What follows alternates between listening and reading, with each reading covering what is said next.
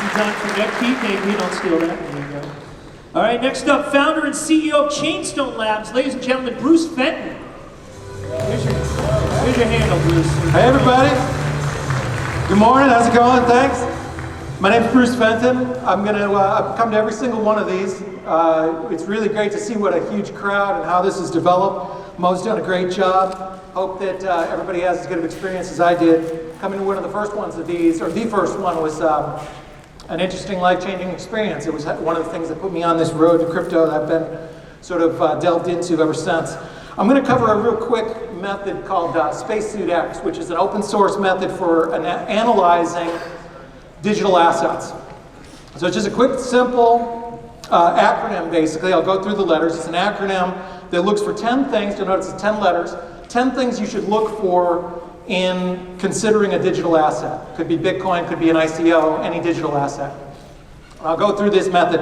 My background, I came from the financial services industry, worked about 25 years, owned an investment firm, did a couple other things, and then got into Bitcoin. So I thought this method, and by the way, this is open source, so you're free to use it, blog it, make a report, make your own site, use it for profit purposes, start a hedge fund, whatever you want. So this method, let's see here. Okay, here we go. That's just my background. I'm also with Medici Ventures, which is part of Overstock, Bitcoin Foundation, a couple other things. You know about this, what a ledger is. So here's what this acronym stands for. SpaceSuiteX. These are 10 things that I think are important to look at when you're evaluating a digital asset. The trick with digital assets is you can't really compare apples to apples. With stocks, you can compare Microsoft and Apple and Cisco and IBM and Exxon and have pretty similar metrics. They all have earnings, they all have balance sheets, they all have quarterly reports, they all have their similar filings. With digital assets, it's completely all over the board. There's no annual report for Bitcoin, there's no earnings or liabilities or assets, balance sheets, things like that. So we need to invent a new way of evaluating whether these are good or not. Some of them are just plain bad, some of them are good.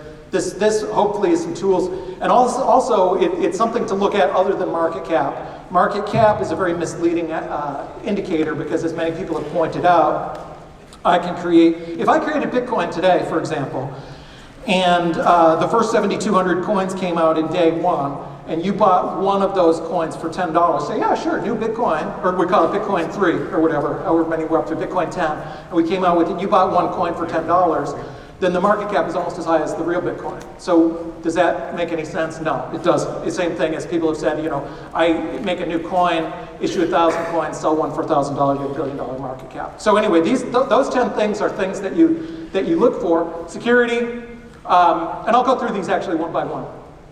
So, and then you assign each of those values as a value from 0 to 10. And then at the end, you'll have a score of 1 to 100. So first thing is security.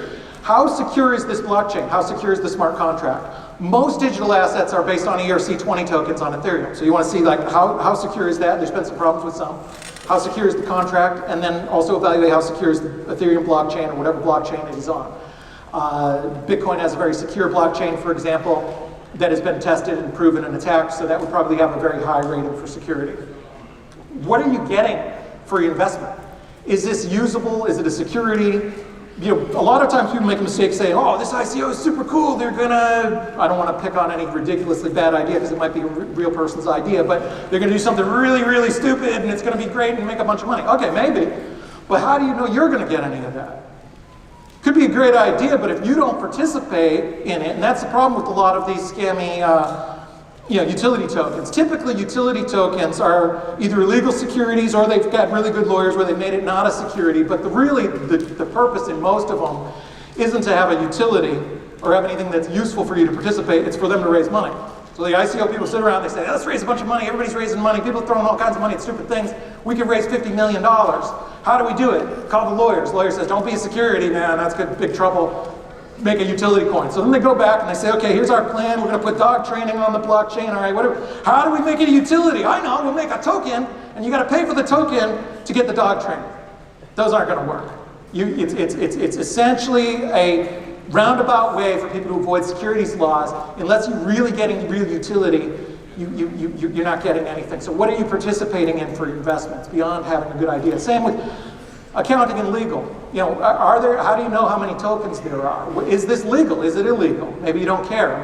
Maybe it matters depending on how you're investing. Community management and team is really important. Who's managing it? Who's behind it? What are their technical creds? Is there a community? Is it a real community, or is it just marketing that's gone out and pushed a bunch of people into a get-rich-quick Telegram group? Is it a real community that's really rolling up their sleeves and developing and building tools and doing things around the technology? Or is it just a whole bunch of people talking about how they're going to get rich when it goes to the next, point in the ICO or whatever? So looking at who the community is. Earnings are another important one, and that's kind of basic in any equity type of thing. And again, this is where we see a disconnect between plans and ideas, and how is that going to affect you in your pocket. Once the project earns something, will it earn something? And then you have to follow the money. So when you're reading these white papers or marketing documents, it says we have a great idea for ICO, this, which does dog training on the blockchain or whatever, and then you say that's a brilliant idea. Okay, how am I going to get money from that? So suppose they make $1 billion on their idea. Read the fine print. It doesn't mean your token's going to make anything. Your token may just be a worthless piece of digital nothing, and the company that issued, since you don't have equity, typically with tokens, they have they make a lot of money. Like Oculus Rift, they did a fundraising thing for their VR headset, raised $8 million. They just kept the money. And then they used that, and then they got acquired by, I think it's Amazon. So it's supply and demand. Is the coin supply fixed? Is it limited? Personally, I like limited supplies like Bitcoin. How is the supply decided? Who issues more tokens? These kind of things. What is it used for? All right. If it's a utility token, you've got to really ask a super hard question. Is anybody going to use this? Is it really useful? Do you really need it? And will somebody else take an open source idea? Because if it's a truly great idea, somebody else may take an open source idea and issue the same thing. So I say, what is it going to be used for? Is it currency? Bitcoin, Bitcoin Cash, a couple others are trying to be currency. That's a very, very different thing from an equity. It's a very different thing from a utility token. It's a very different thing from an API key. That's why you need some sort of common language that you can evaluate these kind of things. Because if you're saying the value of this is currency, people are going to use it for goods and services. They're going to use it for the same reasons that make a currency good: fungibility, usability, acceptability, durability, all these things that, the principles of money. That's super different from, I think this idea is going to do well and that will translate to my profits somehow in the token, or I think this API key or whatever, it's going to be Rails or something. So I want to say, what is the usability? What is the industry backing, institutional backing? Who's working on it? Does it have any partners? Are there, big companies? That may be a bad thing, actually, depending. Do they have any JVs? Who are the actual people and everything behind it?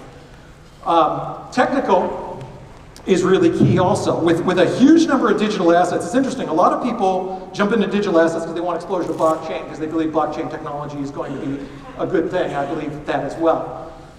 With many projects, particularly a lot of tokens and ICOs, they don't really have any technical details at all. They haven't invented anything. They just are using blockchain technology. They're using Ethereum, typically, and ERC20 token to raise money, but that doesn't mean by participating in your token, you're participating in blockchain.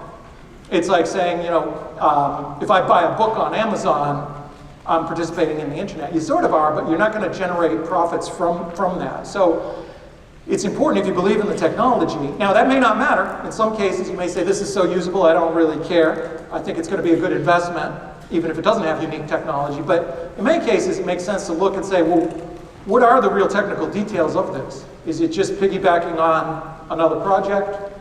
Or is there anything unique about this particular project or blockchain? And will it give me the exposure that I want?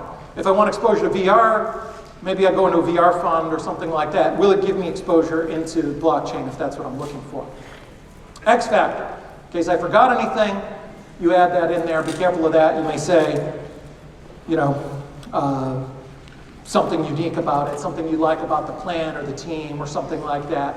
those are, that's where you add anything. So then you take that, you take all 10, and you assign each of those your own value. So you say security. I think Bitcoin security is a 9. I think, depending on what coin you're rating, I think XYZ ICO security is a 4. You rate those, and then you'll have a number. Hopefully analysts, I hope there's some analysts in the room, hopefully analysts will take this thing, use this as a tool. As I said, it's open source, it's free, Creative Commons, it's a gift. If you don't like it, you get your money back, it's free. So use it, and you can use it, and you're free to adapt it or whatever. I think it'd be nice if people have more common standard. So, if you use this tool, you just tweet it, say here's a SpaceSuiteX analysis that we did, and I'll try and retweet it.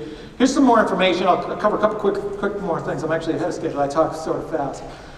So this is where you can find out about SpaceSuiteX. Chainstone Labs, there's not much there because it's mostly confidential. My company, Atlantic Financial. I'm on Facebook at Bruce Fenton. If you take out your phone, follow me on Facebook. I'm sorry, not Facebook, Twitter. Either one is fine. But Twitter, I tend to make more announcements and cover these things like SpaceSuiteX. SpaceSuiteX has its own site. I got 2 minutes left. I'll talk real quickly about a coin that I'm working on. I helped found it. It's called Raven Coin, which is, I'm trying to get this word out as much as possible because the effort with this coin was to be a fair issuance. You can't buy it, you have to mine it, just like the old days. It's only mineable, totally fair issuance. It was announced in October and announced again and again several times. Finally released to mining on January 3rd, but that's called Raven Coin. You can see it on my Twitter, Bruce Fenton, or just ravencoin.org. And it's pretty cool, it's an exciting project. I just wanted to mention that since I'm on stage anyway. What else can I tell you? I guess I'll close with just talking a little bit about the condition of the markets and where we are. These are exciting times, and it's crazy. We saw these two kind of back-to-back, like 60% drops in a couple things. And the longer you're in this space, the more perspective you have. And it's really, really great to see the perspective where year one, it was like this many people, just this small group here. And it was down the street, and then eventually we moved into this bigger venue. We've been through a lot, and there's a lot of days like yesterday and the day before in this. And probably one of the most memorable for me was in October of 2014, when a lot of people got into Bitcoin at 800, 900, 1,000, 1,100, which was just so crazy high. And a lot of people put their whole life savings in it. And then they saw it go from 1,100 to 1,000 to 900 to 600, 700, 500, 400, 300. I mean, you could have $1 million in it, and all of a sudden you have $330,000.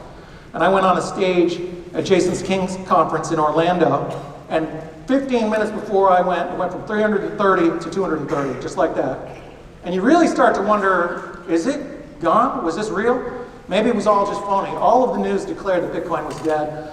All the media said blockchain was a fad that hadn't done anything. And then I went out in the audience, I said, was that it? And somebody said, F no! And it wasn't.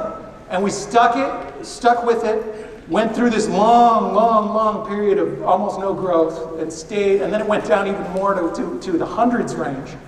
But we stuck with it because we believed in the technology. And I think had you done an analysis of something like SpaceSuiteX, now I'm not saying just hold on to stuff forever, because you might be holding junk.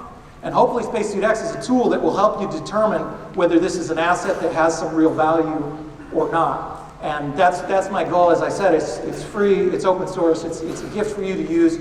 Hopefully you'll find some use in it. Please follow me on Twitter, we can communicate, and I'd love to see what you do with it. But good luck to you, and thank you very much. I'm glad you're part of this great community. Bruce Fenton, ladies and gentlemen. You can hand that to him right there.